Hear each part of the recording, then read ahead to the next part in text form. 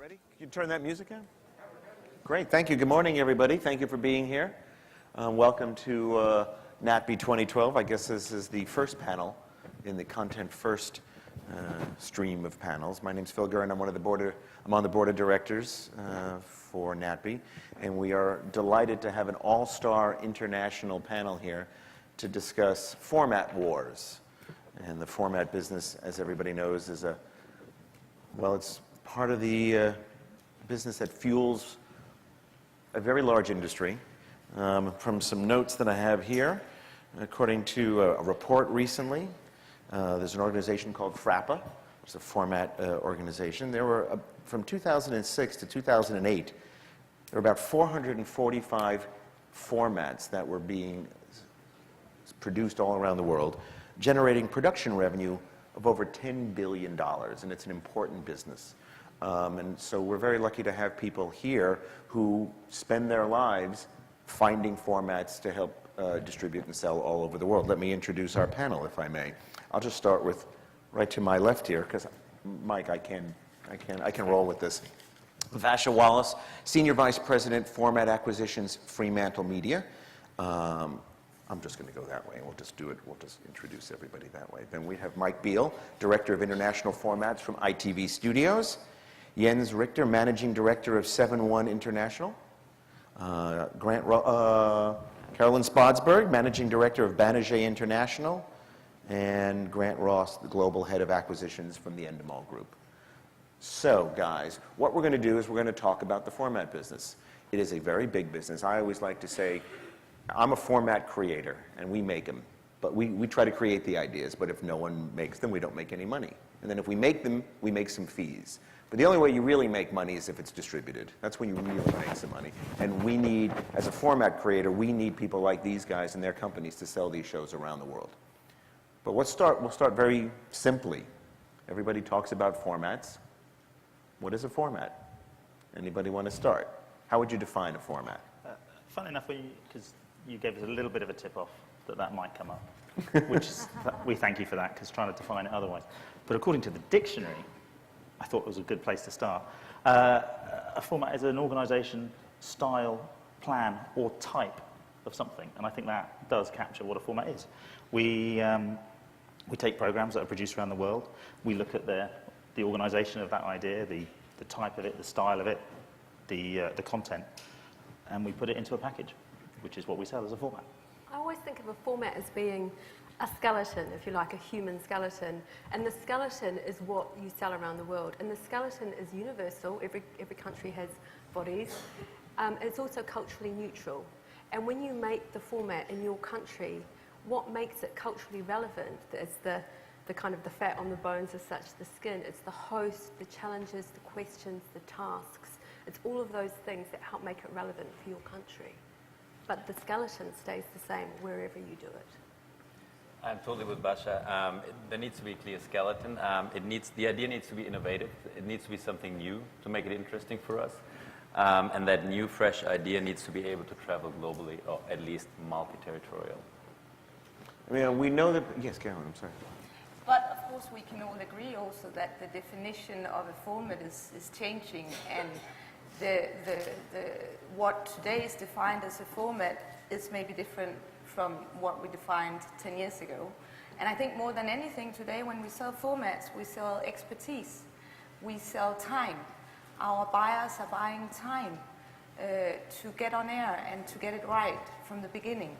So I think selling a format is selling expertise and experience in producing also. So it's not just the skeleton? It's not just the skeleton, and less and less. It used to be very, very much the skeleton and very, very much the format pillars, but we are seeing that is getting broadened out, that definition. Well, what would you say isn't a format? Because, the conversation is always a producer comes to a distributor and says, I want you to take this. This is a format. And sometimes it's clear. A game show, generally speaking, is a clear format. If there's rules and set and all those things. But in the world of a lot of docusoap, you follow your local character, and it's not rather generic storytelling thing, and there is no structure between the episodes, and it's really depending on that local character and maybe a profession that you only find in that area or in that country, that would make it And difficult. if you don't know what you're going to get week after week, then it's not a format, I would say. You get a lot of producers who love making formats because they know what they're going to get. They know they can control the casting, all of that, but they have very clear boundaries. If you don't know what you're going to get, because say, for example, it's talented, something like the Kardashians, that's not a format because you can't control it. You don't have boundaries around that. I think following on from Karoline was saying, though, to take on your reference to the Kardashians, I think if there's a specific knowledge of how to cover that, how to shoot the Kardashians, not everywhere knows how to build that structure of a reality show when you don't know what's going to happen. In fact, the reverse. You don't know what's going to happen, so you need the knowledge and experience of the producers that have done it to tell you how to do it. Formatted elements. So that has elements which are formatted, but it may not be a clear I format. agree with Vasha at the end of the day because you know, no doubt we're going to talk about how you protect the format. And you can't protect consultancy, you can't protect know-how. It's, you know, it's what you were saying a little bit earlier. It's really those characteristic and distinctive features of an episodic program, you know, that repeat themselves. And it's a combination of these distinctive features such as framework and running order, rules, graphics even, things like that. And it's the fact that these repeat themselves each episode that allows us to protect a format, if you like. So if you sort of start saying that, you know, a format can be or is a docu-soap, I think you're going to be in icy waters on the legal side of things. You know, you might want to exchange practices because of relationships and buy formats like that, and of course, why not? But at the end of the day, if somebody comes along and says, I'm not going to pay for that, but I'm going to do it anyway, there's probably not a lot you can do. And it's based on characters more than, you know, specific features. Yeah, I think what I was trying to say is that if that buyer can get value from you as the producer or distributor, then it's not defined as a format specifically, but there is value to the buyer in coming to us for those ideas. All techniques, I know Shine distribute One Born Every Minute, which is a workplace documentary in a maternity hospital. We've seen those around the world, but they had a specific way of following stories, covering those stories, and that's what they're selling. Yeah, I agree, and I think we have to be very... I would not today rule out any genre from the format business, you know, and I think it will change more and more, to be honest. Well, let's talk about what territories, I mean, you guys see people from all over the world. What territories are most known for creating formats, and what are some of the new territories where you're finding formats? I think the big ones are without doubt. We all know that the UK and America are the dominant creators and exporters of formats. Holland coming in a third place, probably because it's a laboratory type territory for the Endemols of this world. But the UK, I think last year exported something like 140 different formats. Some of those went into one territory and some of them went into a lot more. But that's a lot of formats coming out of one territory. And I think America was not far off 90. So once again, it's a lot of formats. Grant, why do you think the UK has so many? I think above all, they're a creative company, territory, without a doubt.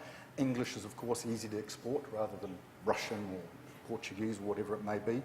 I think the system, the television system in UK, allows for a lot of shows to go on air. You'll get a game show commission for 3 weeks. In some territories, it might be stripped daily for forever. So you've got a big turnover. And it's a competitive market, so you can see and look at the ratings and know very well that they will correspond to a lot of territories around the world. I believe that a good format can come from anywhere. I think we've seen historically where good formats have come from, but I really do believe that anyone can come up with a good format, and it doesn't have to be limited by geography. For example, one of our top-selling formats, Farmer Wants a Wife, did start its life as a docu-soap in the UK, but it then became very heavily formatted in Belgium, which is not a country that is as known. Take Me Out, another one of our very successful formats, started in France. Hole in the Wall came from Japan. So there's lots of opportunities for places to come from that you may not expect it. What's the most unusual place you guys have found a successful format? Well, there's too many parameters in that question. Well, You don't want to. You don't want to mention that country. I mean, that's Yeah. Oh, yeah. No. To be Let's honest, be I'm hoping positive. it's going to be Miami. But I'm with Vasha. A successful format can come absolutely from everywhere. And Grant is right. It's UK, US, Scandi, Benelux. That's where most of the stuff comes from. Belgium, I'm with you. Belgium, sometimes really surprising stuff comes up. I mean, we picked up the Benidorm Bastards there, and then within 16, 18 months, we had it on NBC premiering last week. So it's like you can be really lucky and find stuff and jewels anywhere. I think that you know, one thing is where the format originates, which I agree can be everywhere. But the next thing is, where do you get the first or the second adaptation of the format? Yeah. And if you get that in an English-speaking market, UK, US, then you take that format to a new level. So there's really like the original place and then the first adaptations of the format. Absolutely right. I mean, it's like to stay with Benidorm, for instance. I mean, we sold in a couple of continental European key territories. Then we casted it up with Betty White, sold it to NBC, and once we had it on NBC, immediately we got the orders for the UK and for Australia. So It's that was a signal, marvellous like, version boom, in immediately it went out. It's marvelously produced in Australia. It is the Yeah, yeah. It's a double-sided sword, though, isn't it? I mean, you know, first of all, we talk about these big territories, but when it comes to scripted and things like that, you know, you look at Argentina, they're pumping out the scripted formats now, and a lot of the Latin American territories. You know, but going back, it's a double-sided sword in the sense that, you know, if it's not going to work in one of these two major markets, if you do sell it in America, people will buy the rights to it around the world, but they'll sit and wait for the American version, generally. There's always exceptions to the rules. And if it fails, and, you know, obviously yours didn't, but if it fails in one of those territories, You're screwed. you're in trouble. You're in trouble. And I mean, once again, there's always exceptions to the rules. And you were mentioning Farmer Wants a Wife. I mean, fantastic show. It's a great show. It's one of the only global brands that I know of that didn't work or was a docu-soap in the UK and really didn't work in America. But yet, it's rolling out around the world brilliantly. But that's an exception to the rule, as I mentioned. I think also, funny enough, with this group sitting up here, the consolidation around the world means we have to look in other places, because take the UK, for example. I mean, Endemol, Fremantle, ITV, BBC, Banijay, we're all there, and we're all picking up formats all the time. So we're creating our own, and there's not enough room in those places, so we've got to look in different places for the new ideas. well, let's pick that up. How do you guys do that? Because of consolidation, wherein everybody's getting bought and all the creation comes from within, how are you guys finding those formats around the world that are not part of each one of your own stable, your own family? We just come and talk to you. Yeah. Right. Yeah. I think it's one of the questions now is there is a lot of consolidation going on, and if you find that one format of that one independent producer it becomes really harder and harder to find that format, especially that guy, is you have to invite that producer to become part of your family. Meaning, we spoke about consultancy and the realization of the production. Like, for instance, with Benidorm and the creator Tim, this Belgian guy, he works on the productions. He's an executive producer on the American version. So we try to have that creator, if he wants to, and he has the time to, and all that kind of stuff, to get him involved in the local versions. I think that's a big add-on if you talk to a producer to win him over to work with you. But I think we probably all do the same, and we run fast, and we try to run faster than each other, you know. and then, you know, I think this is a people-based business, you know, and it's very much about having the right team of acquisition people that are out there, that are on the ground, that are meeting people. You don't do these deals over the phone or over an email. It's a face-to-face business. So I think it's very much about, you know, being there and meeting the people in all the small corners of the world, and through a personal relation, gain their trust. So the very personal side of the acquisition, I think, is extremely important. We get a lot of our information from our production companies, because we have production companies all around the world, so we tend to talk to a lot of them, and I find some of the best information I get about shows is just from talking to people at markets like this, talking to producers, finding out people are telling us what's going on, and just getting that information and then feeding it back out to our producers and finding out what they think they can sell, what they're looking for. Do you guys think consolidation has hurt the creativity? Excuse me. Wake up, good morning. Everybody That there? was an answer. Yeah. Good morning. That's what I think of that question. I think, yeah, I mean, it has two sides, really, because obviously as an independent, it's tough to sell your formats into these big groups. But it's also tough to sell it directly into the networks because, I mean, today you have to fund a lot, at least to retain your rights. But on the other hand, I think that this consolidation also means that never has there been spent so much money on creativity. I mean, we are all investing heavily in pilots, in pre-financing of shows, in finding the right shows for our catalog. So it's really, it's two-sided. And I think there's never been invested so much in creativity than now. And why consolidation is a buzzword, and it's certainly true. I believe it goes all in circles in a way. So you see some of these really big production groups, and then you always see like individual creative guys leaving the big groups because they want to restart with their own shop, and you have fresh new talent coming up. There is constant churn out there. I mean, consolidation makes your jobs a little harder, I would think. Not necessarily. Consolidation also helps to I mean, all of us have also, we are linked to production groups. So we have production companies in the various territories. So once we found a format, we are also able to roll out really, really quickly and being involved into the production and secure the production quality. That's a good argument pro consolidation in terms of rollout and creative. It's like goes both ways. Well, let me ask you this. For some of the people in our audience here, maybe they're more independent right now. What's the best way for somebody who is growing a business, they're a creator, they're not part of a group, what's the best way for them to find their way to you? Well, from a Fremantle perspective, we have a very open door policy and we're always interested in talking to people. And we have lots of different ways of talking to those people. We have a very good track record of working with partners all around the world. And we also have a global network in which to roll that out. So sometimes when someone pitches me an idea, if I'm not sure about it, I know I'm just a phone call away or a conversation from one of my colleagues who can tell me if they think it's got legs in their territory or not, which is a benefit for me of being part of a really global network that has people on the ground locally in every territory that counts. Yeah, sorry. Sorry, no, go ahead. I think everybody no, should answer this one. No, very similar. We're obviously I've only been at ITV for 6 months. We're very keen to hear from creators from. But wherever. what I'm looking for? What's the process? Give me a call, email.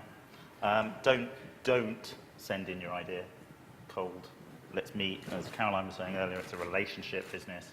Let's get to know each. Make sure we're the right people to be working with. Get to understand what we actually do and where we are and what the shows that we do.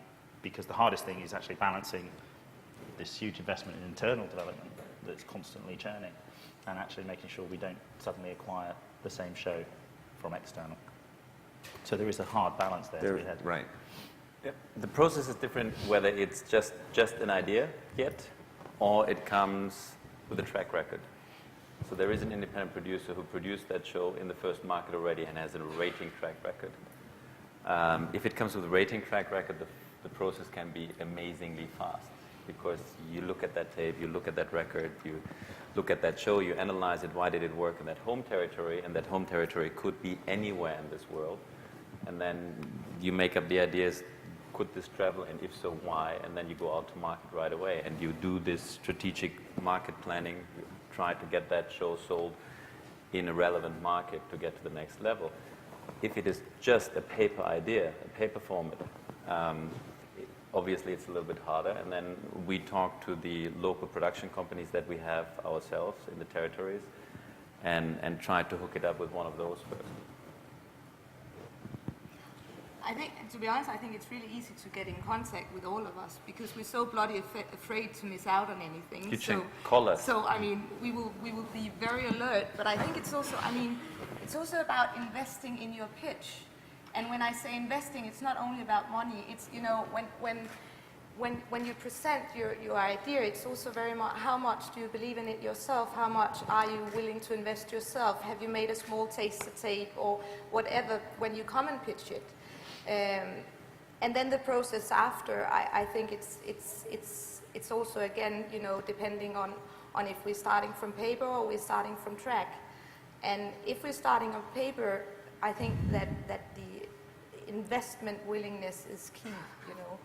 That as a distributor, when we take paper in, it's because we're willing to invest in pilots, because otherwise it won't. Do you think that's happening a lot now? I think it's happening more, and I think it's absolutely necessary. And I think it's to work on paper as a distributor, at least from our perspective. When we take a paper format in, it's because we are ready to pilot it and fund pilot it. And then with the pilot production, I mean, you get the format from, I don't know, some country, and then you look at that format and you believe it could work well in that country. In that country, I mean, the first country, you could produce a pilot rather cheap in a low-cost country rather efficiently. So it's Yeah, we do the same things in our group, and if we see the potential in something, sometimes we'll borrow the set of another country for one of their shows, and we can do something with it there with a view that we're going to roll it out through the group. And we'll often put a lot of local development resources from one of the territories that's kind of championing it and is the one that loves the show. They'll be the one that will be the sort of lead territory and put all their energy into trying to sell I think, it. you know, when it comes to Endemol, you know, there's many different processes in getting an idea in the door. And, you know, Endemol is above all a creative company. You know, a lot of the ideas that we put on air are our ideas, and that's, you know, that's our main motivation, if you like. So when we look to acquire a format outside that creative model, the format has to have something special. In other words, like you were saying a little bit earlier, there's no point us going out and acquiring a paper format. We've already got literally hundreds of them. You know, we're 32 offices and operating in over 40 territories. So you can imagine how many creatives that is around the world. It doesn't make sense for us to go outside that group there and acquire a paper format.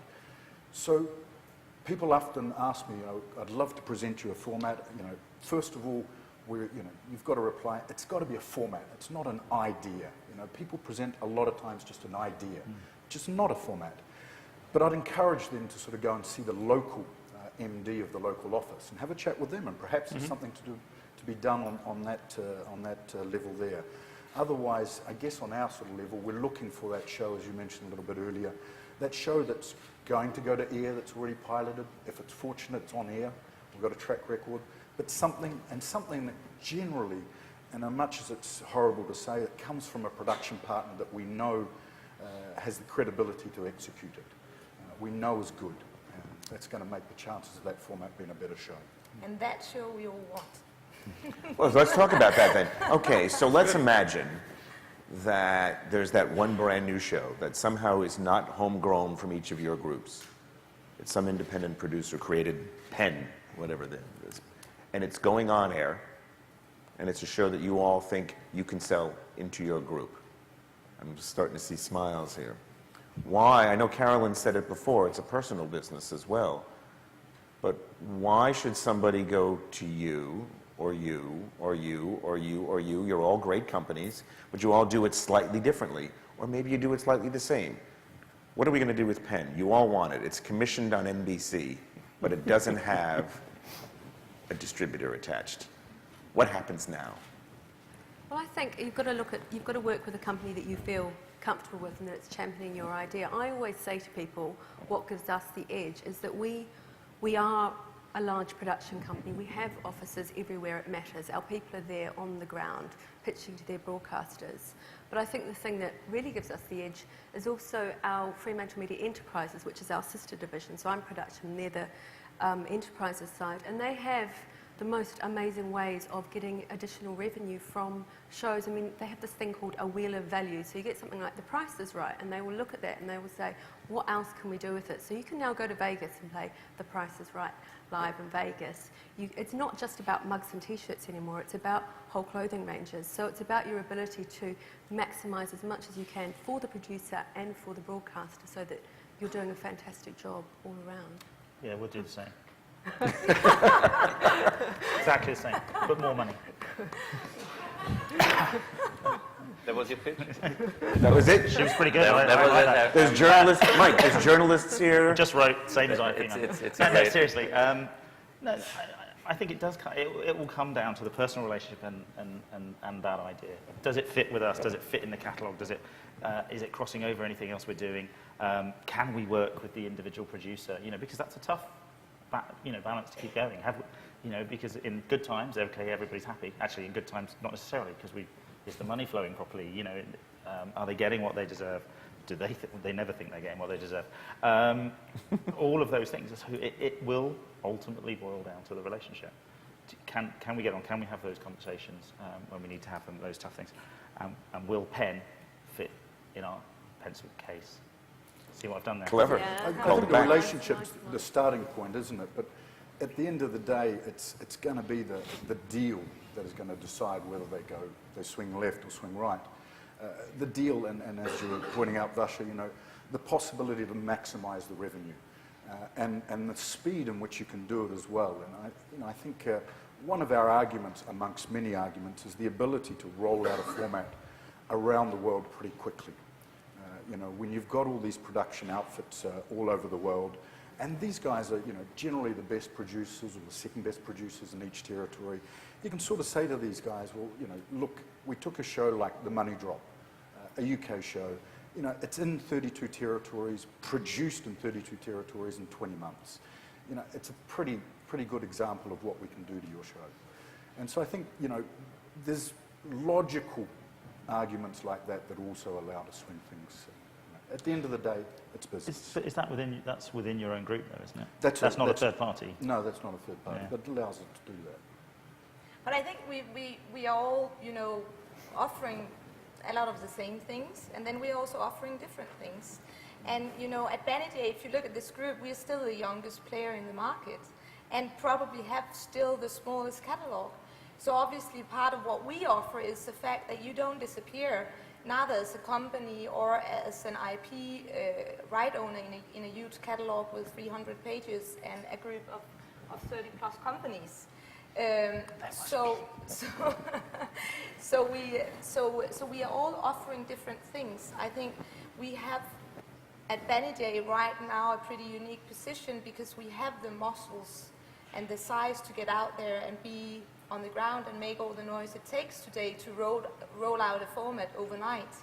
But at the same time, we still can have a boutique approach to our partners because their formats is not one among 200, but one among a lot less.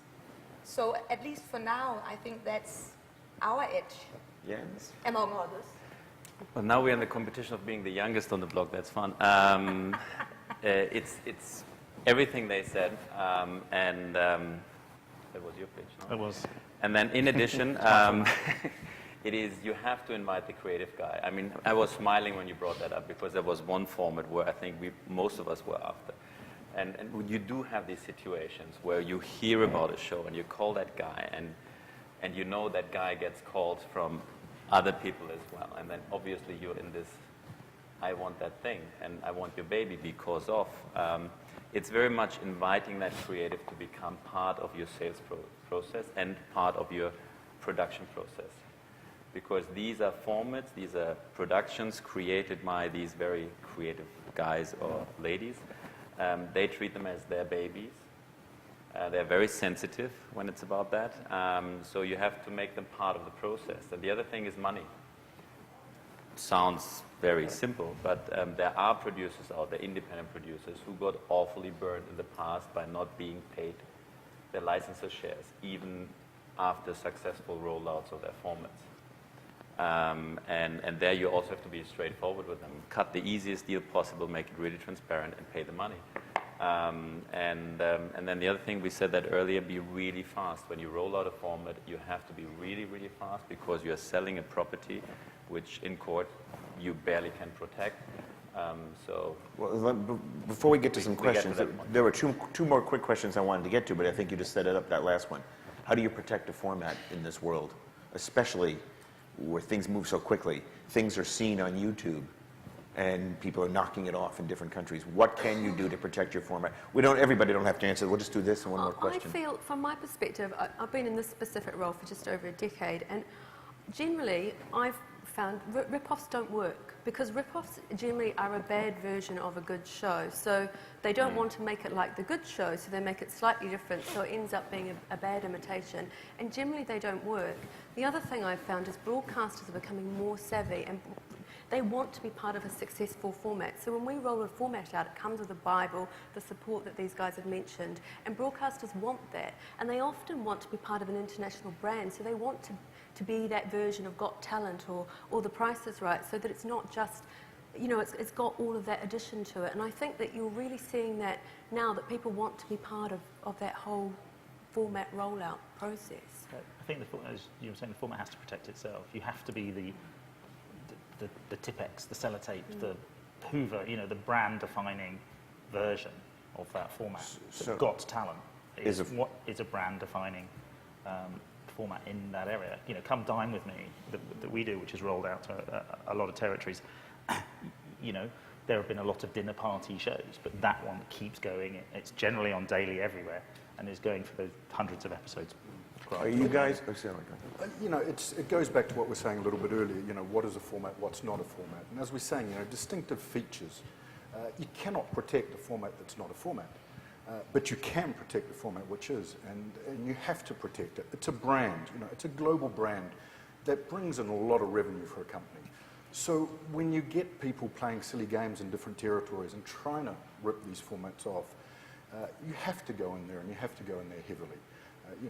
A Big Brother is a brand that we all know that's been around the world, and of course, people have tried to sort of do similar type shows, and it's very important that a company like Endemol makes sure that doesn't go on. We need to protect that brand.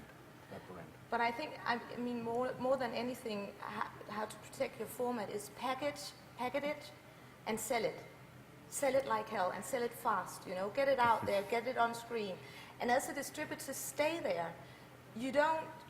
The distributor's work is not done when you've sold a show. You have to make sure that the adaptation of the format is taken care of, that it's done well, that the owner of the format is involved somehow in the local productions of the show, and you stay on it. And in a way, as a distributor, your work is not done until the last episode is off air again, and that's part of protecting a format as well, I believe. Now, do you folks feel you're going to be finding formats that are generated on the internet? Yes. Are you finding that now? I think it's a really, really exciting space, absolutely. And it's one of the things you've got about the online space is that it's very instant, and you can see people responding to it instantly. So I think there's a lot of potential out there in that world. And they're the first countries where you can actually start, where you can go in, where actually these online platforms are commissioning as well. So it becomes interesting as a source and becomes interesting as a client as well. But when it's already out there on YouTube, you think you can protect it? Sometimes you put yourself, sometimes you work with YouTube. Right. In the marketing process, you put bits and pieces of your show out there on purpose. Sure. It's like... And you can monetize YouTube now, as long as you look after your brand. Yeah. Right. You go on, you tag it. YouTube won't do anything for you, but you tag your show, and that'll bring money in. We're launching 2 channels with YouTube this year, a pet channel and an education channel, so you can get lots of cute puppies and kittens. But the way I see it, it's also an opportunity to, for potentially testing things out and see how they do, and then we can also work with those in the television space. So it's a really exciting space for producers, because there's lots of new opportunities for content. I also think brands, the big global brands will be new and important players in the marketplace. And they will be our competitors, because they would eventually also start to buy formats. to produce them and put them on their own platforms.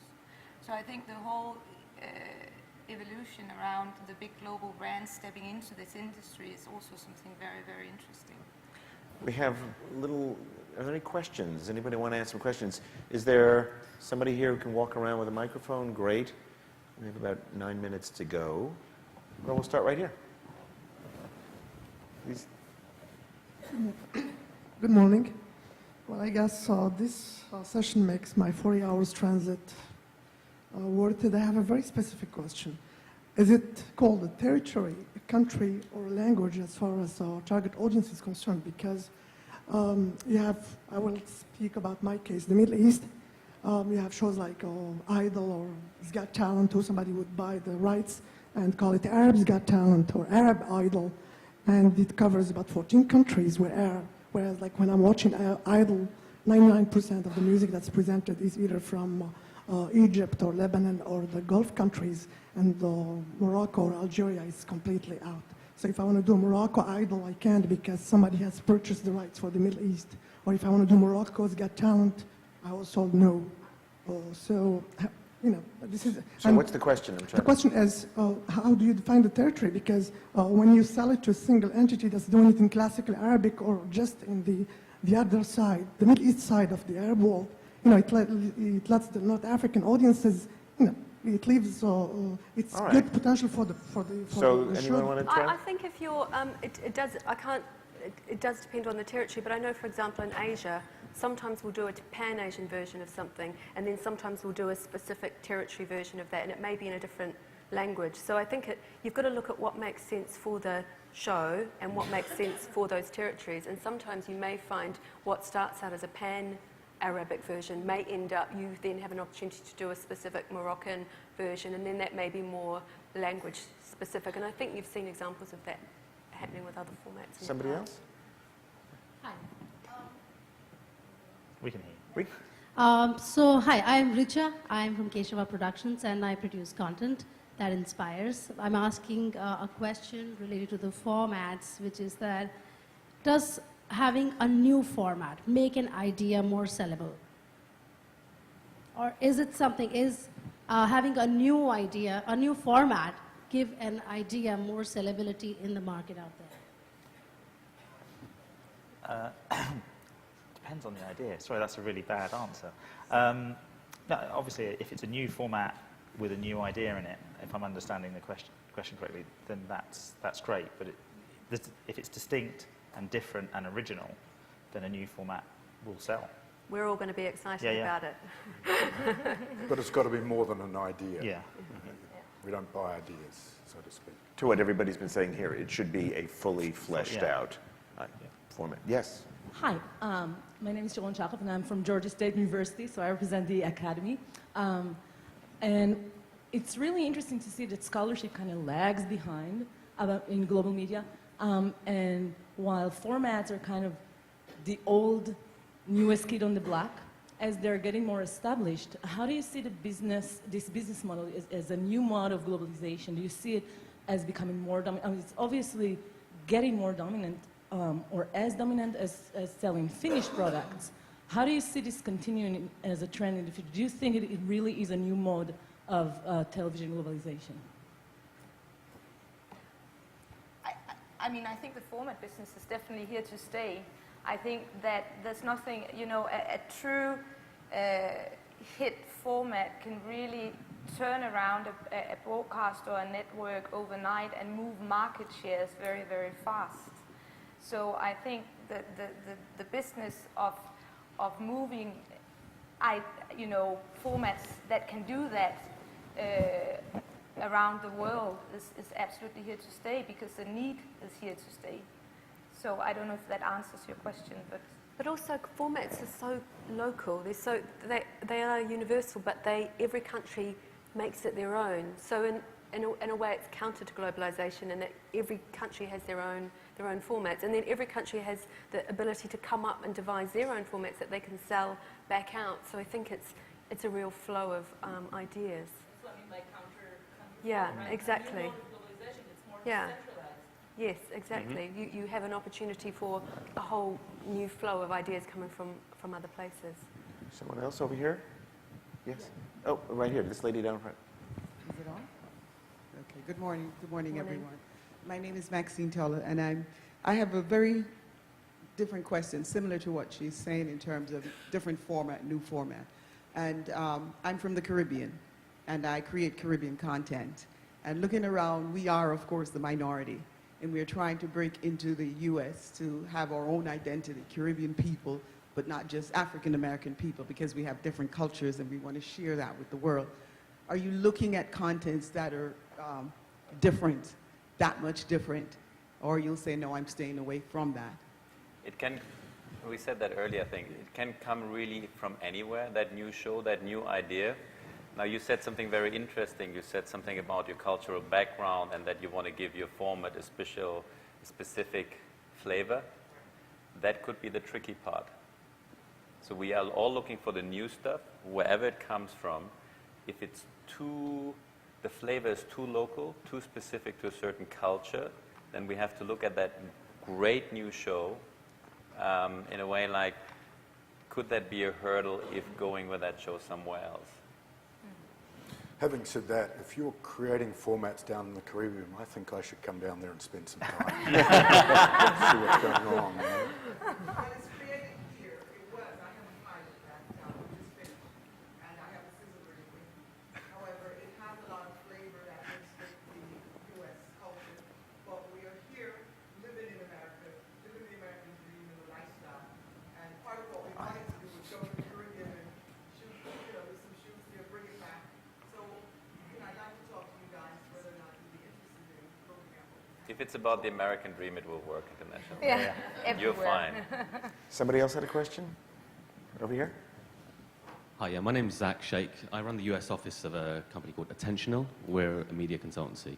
So the question I've got is regarding first territory performance. How do you guys disseminate the actual ratings? Because often producers will come to us and they want us to spin the ratings in a certain way, so it then looks good. You answered your own question. Yeah, we look for all the positive. No, it's actually, funnily enough, good ratings don't necessarily mean, the fantastic ratings or bad ratings don't necessarily mean the show will or won't sell. We've had shows that haven't rated particularly well, maybe not got past pilots, yet have gone on to do fantastically. Again, I'm using the same example, but Come Dine With Me has rated for years well on Channel 4 in the UK. Yet it took, I think, Vox version in Germany before it went global. Yet it was rating well, it was doing well. So, yeah, they're important, and we will, I wouldn't use the word spin, I would use positives and things like that.